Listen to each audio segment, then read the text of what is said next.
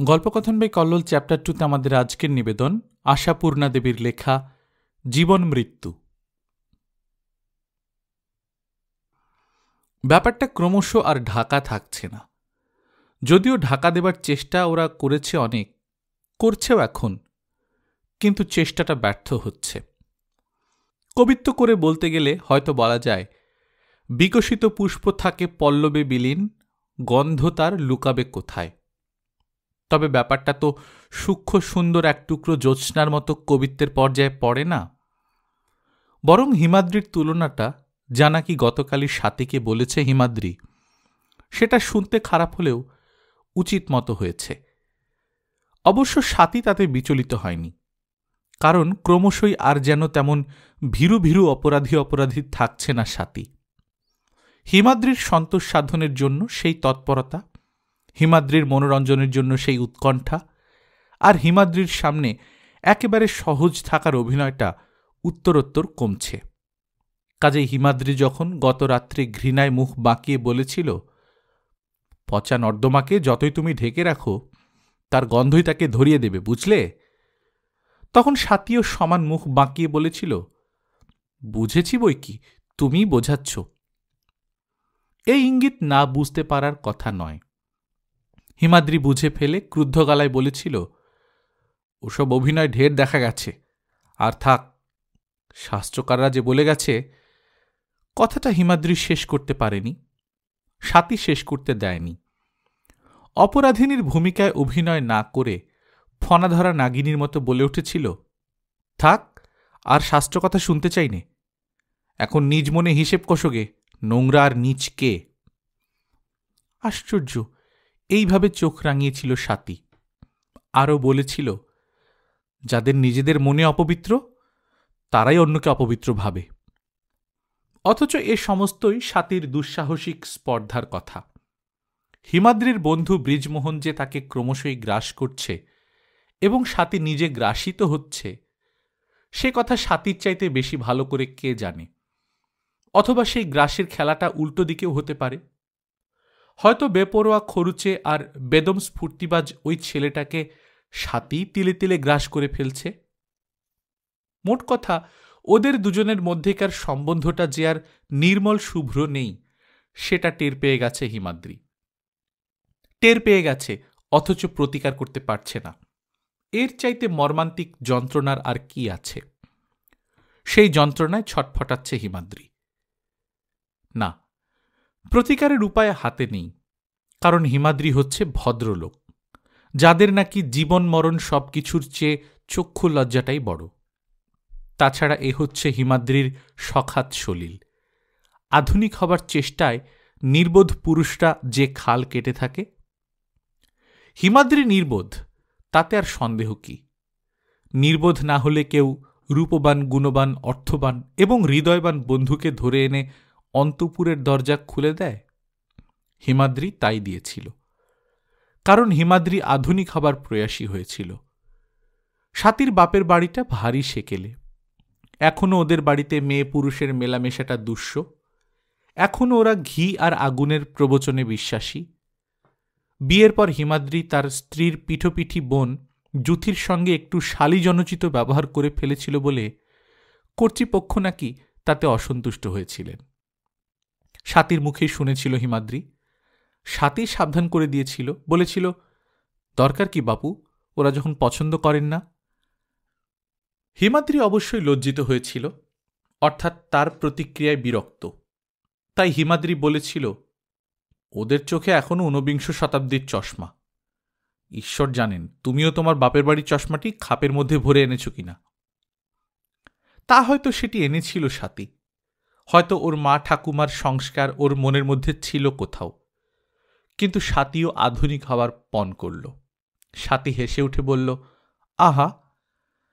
তারপর ওকে নিজের কাছে আনার পর হিমাদ্রি বৃজমোহনকে ধরে আনল। বলল, নাম শুনে ভয় পেও না, এ তোমাকে বাংলা শেখাতে পারে। স্বাতী আরেকবার বলল, আহা। আর বোধ করি সেই প্রথম দিনই মনে মনে বলল, আহা, কি হেরিলাম কদম্বের মূলে। হিমাদ্রি স্ত্রীর এই মুগ্ধভাব দেখে পুলকিত হল। ভাবল, দেখো কি একখানা বন্ধুরত্ন আমার। আধুনিক হওয়া ছাড়াও এই ইচ্ছেটা বাড়তি ছিল। ইচ্ছে ছিল তার স্ত্রী দেখুক স্বামীটা তার নেহাত ফেলনা নয়। ওই রূপবান, গুণবান আর অগাধ অর্থে অর্থবান লোকটা হিমাদ্রিকে হৃদয় দান করে বসে আছে। তা বাস্তবিকই হিমাদ্রির ওপর 16 আনা প্রাণ ছিল ব্রিজমোহনের, আর ভালোবাসার আবেগটা ছিল তার বাঙালি বন্ধুদের থেকে 10 গুণ বেশি। হিমাদ্রি যেন ব্রিজমোহনের জীবনের নায়ক। অন্য বন্ধুরা ব্রিজমোহনের এই আকর্ষণ নিয়ে বেশ রসালো পরিহাস করত। কাজেই ব্রিজমোহনকে দেখিয়ে পুলকিত হল হিমাদ্রি, যেন একখানা বড় তালুক দেখালো স্ত্রীকে। আর ক্রমশ ওই দেখানোই হল কাল। ব্রিজমোহনও তো বন্ধুর স্ত্রীকে দেখাতে চায় বন্ধু তার কত প্রিয়, আর সে দেখানোর একটিমাত্র পথই সে দেখতে পায়, বন্ধুর স্ত্রীকে মূল্যবান উপহারে ডুবিয়ে দেওয়ার পথ। এই পথে কোনো বুদ্ধি খরচ নেই, কোনো ঝামেলা নেই, কেবলমাত্র চেক বই থেকে 2-4টে পাতা খসানো, যা নাকি ব্রিজমোহনের কাছে কিছুই নয়। 5 পুরুষ ধরে এই কলকাতা শহরে ব্যবসা করছে, তারা করছে বাণিজ্য। কাজেই একটা তুচ্ছ কেরানির বউকে ডুবিয়ে দেবার মতো টাকা তাদের ডান পকেটেই থাকে। তবু একথা মিথ্যে নয়, বন্ধুকে খুশি করতেই বন্ধু পত্নীকে ডোবাতে চেয়েছিল ব্রিজমোহন। ওদের দুজনকে একসঙ্গে ধরে নিয়ে গিয়ে মার্কেটিংয়ে নিয়ে যাওয়া প্রায় নিত্য কাজ হয়েছিল ব্রিজমোহনের।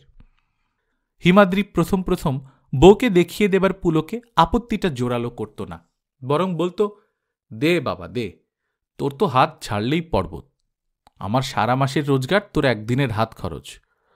বুঝলে হে মহিলা, তোমার স্বামী সারা জীবনেও তোমায় অত দামি একখানা শাড়ি উপহার দিতে পারবে না, সেটা জেনে রেখো।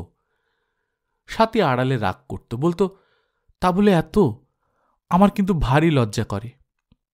বাহ, লজ্জার কি আছে, তুমি তো লুব্ধ নও, ও দিয়ে ধন্য। তা হোক, বড় বাড়াবাড়ি করছেন উনি। জুথিটা তো সেদিন যাতা ঠাট্টা করে গেল। হিমাদ্রি বলেছিল, যাতা মানে? মানে আর কি? সাথী হেসে ফেলেছিল। ফাজিল নাম্বার 1 তো, বলে শাড়ি গহনা তবু বুঝি, পয়সা আছে দিচ্ছে, তাই বলে ডানলোপিলোর গদি, ভেলভেটের বেড কভার, এ বাপু সন্দেহজনক। হিমাদ্রি বলেছিল, তোমাদের বাড়ির ওই সেকেলে আবহাওয়ায় এই সন্দেহের জনক। ব্রিজের মতো ছেলে হাজারে একটা মেলে না। ঐশ্বর্য শুধু ওর ঘরেই নয়, মনেও আছে। যাদের প্রাচুর্য দেখার অভ্যেস নেই তারাই তার মধ্যে দোষ দেখে। যেন হিমাদ্রির এমন প্রাচুর্য দেখা অভ্যাস, যেন হিমাদ্রি মনে মনে অস্বস্তি বোধ করছে না। তবু এরকম বলতো, দেখতেই লোকটা অমন বড়সড়, স্রেফ স্বভাব একটা বালক, বুঝলে? জিনিসপত্র দেখলেই ওর কিনতে ইচ্ছে করে, অথচ নিজেদের বাড়িতে এত আছে, কিনে নিয়ে যাবার কোনো মানেই হয় না। কিন্তু ওর বউকে তো, বলেছিল সাথী, হয়তো বলতে চেয়েছিল, দেখি না কেন একদিনও। হিমাদ্রি হেসে উঠেছিল। বউ কোথায়? বউটো নেই। গো ফুটবার আগেই নাকি একটা বিয়ে হয়েছিল। সে বউ সেই পিতৃগৃহে থাকতে থাকতেই খতম। এখন ওর কোষ্ঠিকার বলেছে 32 বছর বয়সের আগে নাকি ওর বউ টেকবে না, অতএব নিরঙ্কুশ ঘুরে বেড়াচ্ছে। বলেছে কোষ্ঠিকার? সাথী অবিশ্বাসের হাসি হেসেছিল। এসব নির্ঘাতর বানানো কথা, ওইটি পাবে না, মিছে কথা কইবার ছেলেও নয়। সাথী অতঃপর প্রশ্ন করেছিল, তা 32 বছর হতে আর কতদিন আছে ওর? আমার থেকে তো 1 বছরের জুনিয়র, কাজে আরও 5টি বছর। সাথী আর কথা বলেনি। সাথীকে সেই সময়ে মাপটা শুনে একটা নিশ্চিন্তের নিঃশ্বাস ফেলেছিল। কে জানে সেদিনের কথা। কিন্তু ক্রমশ দেখা যাচ্ছে হিমাদ্রির ভুরুর রেখা আর মসৃণ হচ্ছে না, যেন সন্দেহ নামক সেকেলে ভূতটা ওর শ্বশুরবাড়ি থেকে এসে ওর কাঁধে ভর করছে। অথচ সে বাড়ির মেয়েটি বেপরোয়া হচ্ছে ক্রমশ। হিমাদ্রি প্রত্যক্ষই দেখছে, সে এখন আর শুধু উপহারের বোঝাতেই ডুবছে না, যেন আরও কোনো গভীর দহে ডুবছে। আর বালক সদৃশ ব্রিজমোহনের বালকোচিত ভাবটা বেড়েই চলেছে। বন্ধু বাড়িতে না থাকলে যে বন্ধুর বাড়িতে এসে নির্জনে বন্ধুপত্নীর সঙ্গে আড্ডা দেওয়া শোভন নয়, এ কথা যেন ও জানেই না। আর বন্ধুই যে হঠাৎ হঠাৎ কেন অসময় অফিস ছুটি করে এসে হাজির হয়, তাও যেন বুঝতেই পারে না। তা এরকম প্রায়ই হচ্ছে। বৃজমোহন বন্ধুকে দেখে বিস্ময়ে হতবাক হচ্ছে, উল্লাসে বিগলিত হচ্ছে, আর একটু পরেই উসখুস করে বলছে, নাও বাবা চলি এবার, তোমাদের এই হঠাৎ পেয়ে যাওয়া দুর্লভ ক্ষণটুকু আর অবাঞ্ছিত অতিথির কণ্ঠকে কণ্টকিত করতে চাই না। আচ্ছা, হিমাদ্রি কি তখন বলে, হ্যাঁ তাই যাও, এবং বুঝেই যখন ফেলেছ অবাঞ্ছিত তখন আর এসো না দয়া করে? পাগল, তাই কখনো বলতে পারে? চক্ষু লজ্জা নেই ওর? ওকে অতএব মাথা ধরার ছুতোয় অকারণেই স্যারিডন গিলতে হয়, এবং না ভাই তোরা গল্প কর, আমি একটু শুয়ে পড়ি গে বলে অন্য ঘরে চলে যেতে হয়। কিন্তু স্বাতী, তার অবস্থাটা অদ্ভুতভাবে পরিবর্তনশীল। সে কোনোদিন হৈ হৈ করে স্বামীর সেবায় তৎপর হয়, স্যারিডন আনে, গরম জল আনে, আদা চা আনে, জোর করে শুইয়ে দেয়।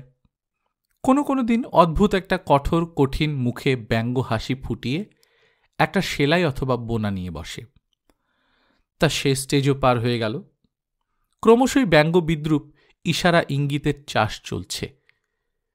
এক আধ দিন একথা বলেও বসেছে হিমাদ্রি, পৃথিবীতে কত রকমেরই বেহায়া আছে, বলে বসেছে, আমি তোমাদের বড় বেশি অসুবিধে ঘটাচ্ছি মনে হচ্ছে, ভাবছি চেষ্টা করে একটা ট্রান্সফার নিয়ে নিই। আর মাঝে মাঝেই তিক্ত কটূক্তি বর্ষিত হচ্ছে স্বাতীর ওপর, যেমন গত রাত্রে। স্বাতী বলেছিল, স্পষ্ট করে বলে দিলেই তো পারো তোমার ওই বেহায়া বন্ধুকে, খবরদার আর এসো না আমার বাড়ি, তাতে আমারও হাড় জুড়োয়। ওই এক বেহায়া বেসহবত লোকের জ্বালায় হাড় ভাজা ভাজা হয়ে গেল আমার। বটে, কুটিল হাসি হেসেছিল হিমাদ্রি। স্বাতী তীব্র গলায় বলেছিল, নিশ্চয়ই, বড়লোক বন্ধুকে স্ত্রীর ওপর লেলিয়ে দিয়ে তুমি তো তোমার বাড়ি ভরাচ্ছ, এদিকে আমি সর্বশান্ত হতে বসেছি। এই সুরটা নতুন, এ যেন চুরিও করছে, চোখও রাঙাচ্ছে। হিমাদ্রি তাই কাল বলে উঠেছিল, ঠিক আছে, কাল স্পষ্টই বলে দেব, আর যদি আমার বাড়ির চৌকাঠ ডিঙোতে আসে খুন হয়ে যাবে। কিন্তু আজ কি স্বাতী তার হাড় ভাজা ভাজা হবার প্রমাণ দিচ্ছিল আর সর্বশান্ত হতে কাতর হচ্ছিল? পিসির মরণবাচন অসুখের খবরে দেশ থেকে টেলিগ্রাম আসায় সুটকেস নিয়ে বেরিয়ে পড়েছিল হিমাদ্রি, তাই ফিরে আসাটা একেবারেই অভাবিত। ফ্ল্যাট বাড়ির দরজা, সিঁড়ির মুখে নিথর হয়ে দাঁড়িয়েছিল। পকেট থেকে ল্যাচকি বার করে নিঃশব্দে এসে ঢুকতেই একটা অতি পরিচিত গলার কৌতুক হাসি মাখানো এক টুকরো কথা যেন কানের মধ্যে একটা জ্বলন্ত অঙ্গার চেপে ধরল। আচ্ছা, যদি এমন হয় টেলিগ্রামটা বানানো, হঠাৎ এক্ষুনি। তারপরই আরেকটা গলা, আহ স্বাতী, মেজাজ খারাপ করিয়ে দিও না। স্বাতী, তুমি? মিসেস ঘোষ আপনি তাহলে ছদ্মবেশ? তার মানে হিমাদ্রিকে বোকা বানিয়ে অনেক দিন থেকে এগোনো হয়েছে। আমি ওকে খুন করব, নিঃশব্দে উচ্চারণ করল হিমাদ্রি। ছুটে গিয়ে ঝাঁপিয়ে পড়ল না, শুধু বলল, অথচ কিছু না হোক রান্নাঘর থেকে কয়লা ভাঙা হাতুড়িটা নিয়ে গেলেও কাজটা নিষ্পন্ন হতো। আমার খুব ভুল হয়েছে, আর একবার মনে মনে উচ্চারণ করল হিমাদ্রি। এত তাড়াতাড়ি ফিরে আসা উচিত হয়নি আমার, আরও রাত করে আসাই বুদ্ধিমানের কাজ ছিল। তাহলে সোজা গিয়ে টুঁটি চেপে ধরতে পারতাম, খুন করে ফেলতে পারতাম দুজনকেই, ওদের দিক থেকে বলবার কিচ্ছু থাকত না। সত্যি খুন করে ফেললে যে বলার কিছু থাকে না, বলবার অবস্থাই থাকে না, সে কথা মনে এলো না হিমাদ্রির। ও ভাবল, বড় ভুল হয়ে গেছে। এখন মাত্র 9:45 রাত, এখনো পর্যন্ত বসে আড্ডা দেওয়াটা একেবারে বেআইনির পর্যায়ে পড়ে না। ওরা নিজেদের সমর্থন করে সে কথাই বলবে, অতএব এক্ষুনি কিছু করা যাবে না। ঠিক মোক্ষম সময় নিজেকে চোরের মতো মনে হচ্ছিল হিমাদ্রির। পা দুটো কাঁপছিল, বুকটা ঢিপঢিপ করছিল, যেন হিমাদ্রি লুকিয়ে কোনো অবৈধ কাজ করছে। আর ঠিক সেই সময়ই আবার একবার সেই গলা বেজে উঠল। আমার মনে হচ্ছে কে যেন দরজার কাছ পর্যন্ত এগিয়ে এলো। হিমাদ্রির পা থেকে মাথা পর্যন্ত একটা শিহরণ খেলে গেল। হিমাদ্রি হঠাৎ একটা উল্টো মোচড় দিয়ে নিঃশব্দে অথচ যত দ্রুত সম্ভব ছুটে বেরিয়ে গেল, কিন্তু খুনটা মাথা থেকে গেল না। একটা অখ্যাত হোটেলের ময়লা ঘরে কোঁচকানো বিছানায় শুয়ে সারা রাত ধরে ঠান্ডা মাথায় পরিকল্পনাটা প্রস্তুত করতে লাগল, আর সেটা সম্পূর্ণ করে ফেলল। বাড়ির মধ্যে হতে পারে না, লোকালয়ের মধ্যেও না, তাতে তো নিজের কবরও খোঁড়া হবে। অতএব শত্রু ভাবটা মুছে ফেলার ভান করতে হবে। আবার পুরনো বন্ধুর ভাবে কোথাও বেড়াতে গিয়ে, হ্যাঁ, ভুলিয়ে ভালিয়ে কোথাও বেড়াতে নিয়ে যেতে হবে। আর সেখানে লোকালয়ের বাইরে ওই ব্রিজমোহন নামটাকে নিশ্চিহ্ন করে দিয়ে ফিরে আসতে হবে। 1.5 দিন পর ফিরল হিমাদ্রি। উস্কো চুল, শুকনো মুখ, যেন ট্রেন থেকেই ফিরল। পিসিমা? না, মরেননি। এমনি বুড়ো বয়সের রোগ, হঠাৎ বেড়ে গিয়ে এই আর কি। স্বাতীর কাছে বলল সেসব গুছিয়ে গুছিয়ে, দেশের গল্প করল খুব। যেন স্বাতী সম্বন্ধে কোনো তিক্ততার সৃষ্টি হয়নি তার মধ্যে, যেন সেই পুরনো দিনেই আছে তারা। তাই খোলা গলায় বলতে পারছে, আচ্ছা, তুমি তো দুবার গিয়েছ স্বাতী। সেই বুড়ো বটগাছটার নিচে পুরনো শিব মন্দিরটা মনে আছে তোমার? সেই মন্দিরে নাকি এক জাগ্রত ঠাকুরের উত্থান হয়েছে। বলতে পারছে। তোমাকে নিয়ে যায়নি বলে পিসিমা খুব করলেন, অথচ মাথাটা একটু হয়ে গেছে। আজকের কথা কাল ভুলে যান বলে রাখছে। কি জানি, যদি পিসিমার কোনো অপূর্ব অক্ষরখচিত লিপিতে সত্যটা ফাঁস হয়ে যায়। যদিও পরিকল্পনা আছে দুজনকেই সাফ করে ফেলবে একে একে। আগে ওই বদমাইশটাকে, তারপর শ্রীমতী স্বাতী দেবীকে। তবু তার কাছে ফাঁস হয়ে যাবার ভয়ে 8 ঘাটটা বেঁধে রাখছে। তারপর এলো সেই সুদিন। অনেকদিন আগের মতো দুজনে কাকদ্বীপে বেড়াতে যাবার ঠিক করে ফেলল। হিমাদ্রি আর ব্রিজমোহন। আগে যেত। ব্রিজমোহনই পথ দেখিয়েছিল। বলেছিল, আরে দূর, বোটানিক্যাল গার্ডেনে আবার বেড়াতে যাওয়া, তার চেয়ে কাকদ্বীপে যাওয়া ভালো। ওখানের পথে ভয়, তা ভয়ের মধ্যেই তো আমোদ। কথাটা মনে পড়ল হিমাদ্রির। ভাবল, তাই তাই তুমি ভয়ের মধ্যে আমোদ খুঁজছ। আশ্চর্য, এক কথায় রাজিও হয়ে গেল ব্রিজমোহন। সেই পুরনো কালের মতোই উৎসাহিত হল, আর অবধারিত নিয়মে খরচের দিকটার ভার নিল। ক্যামেরা নিল, বই নিল, আর দুজনের জন্য 12 জনের মতো খাবার নিল। হ্যাঁ, দুজনই।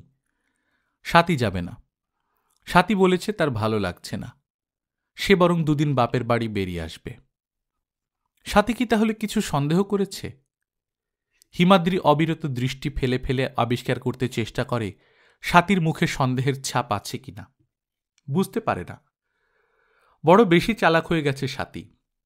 মুখের ভাবে বড় পুরু ঢাকনা পরাতে শিখেছে।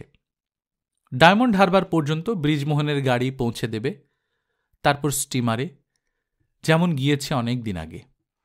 হিমাদ্রির বিয়ে হয়ে পর্যন্ত এই 3 বছর আর কোনো নেশা ছিল না ওদের, আর কোনো বিষয়ে উৎসাহ। আবার উৎসাহিত হচ্ছে। ব্রিজমোহন হয়তো শুধু শুধুই, কিন্তু হিমাদ্রির কারণ আলাদা। হিমাদ্রি যেন একটা ভয়ঙ্কর নাটকের নায়ক। সে অতি সাধারণ এক মার্চেন্ট অফিসের শুধু কেরানি নয়, এক ঐতিহাসিক পুরুষ। প্রেমের প্রতিদ্বন্দ্বীকে যে দ্বন্দ্বযুদ্ধে আহ্বান করতে পারে, প্রতিহিংসার বশে তাকে খুন করতে পারে। কিন্তু এ কি, ব্রিজমোহনের সঙ্গে ও জিনিসটা কেন? আগে তো দেখেনি। মোটর থেকে মাল খালাসের সময় নজরে পড়ল। থমকে উঠল হিমাদ্রি, রুদ্ধ কণ্ঠে বলে উঠল, এর মানে এটা নিয়েছ যে? ব্রিজমোহন অবাক হল, বলল, নেব না কেন? কি দরকার? কি দরকার?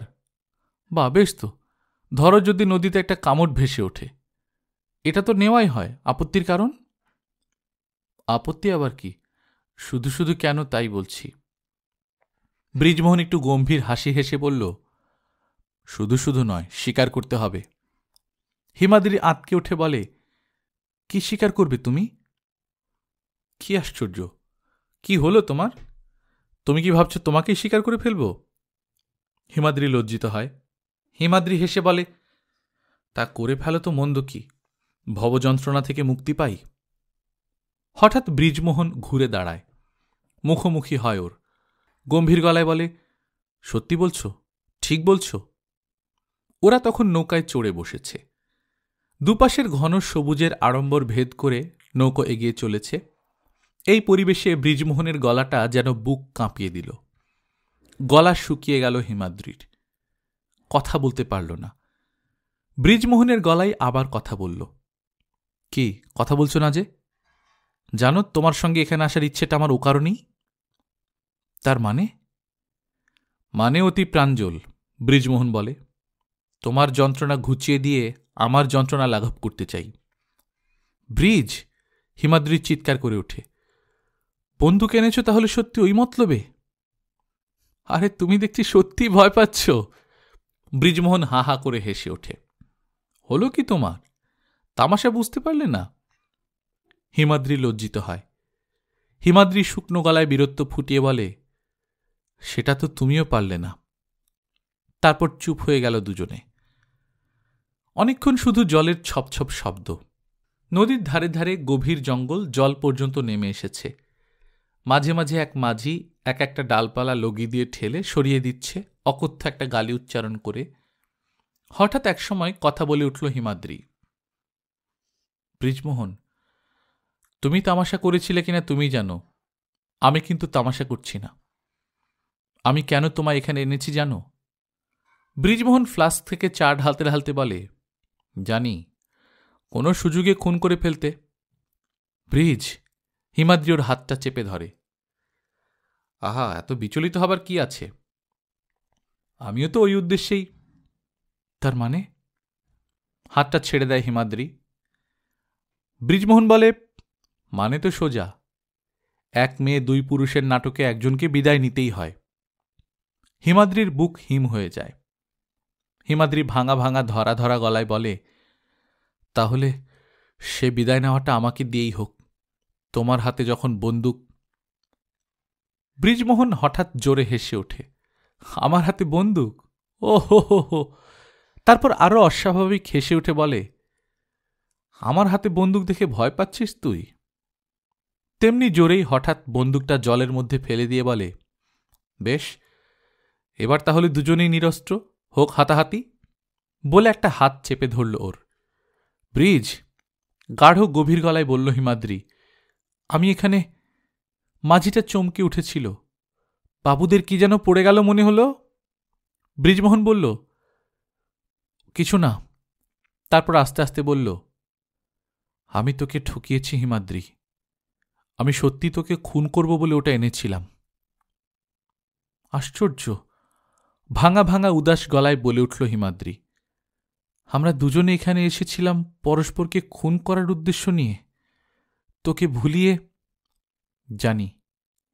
বৃজমোহন সেই ধরা হাতটায় আর একটু চাপ দিল। হিমাদ্রি একটা নিঃশ্বাস ফেলল। আর একটু পরেই দুজনেই হঠাৎ একসঙ্গে বলল, কিন্তু কেন বলতো? ওই একটা লোভী আর স্বার্থপর মেয়ের জন্যে।